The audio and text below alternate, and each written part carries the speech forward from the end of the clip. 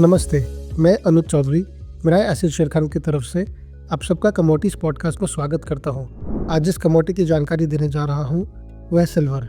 MCX silver मार्च contract को ऊपर में 10 डेज मूविंग एवरेज का स्ट्रॉन्ग रेजिस्टेंस मिला है और उसके बाद एक अच्छी ब्रेक वाली दिखी और करीब 2% की गिरावट दिखी है।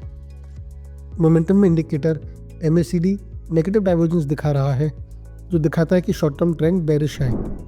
नीचे पहला सपोर्ट 86,450 और स्ट्रॉन्ग सपोर्ट 85,650 लेवल्स पे है।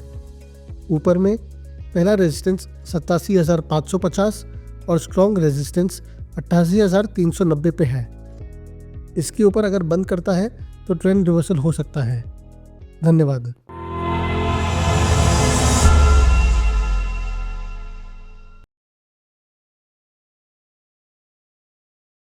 Investment in securities market are subject to market risks. Read all the related documents carefully before investing.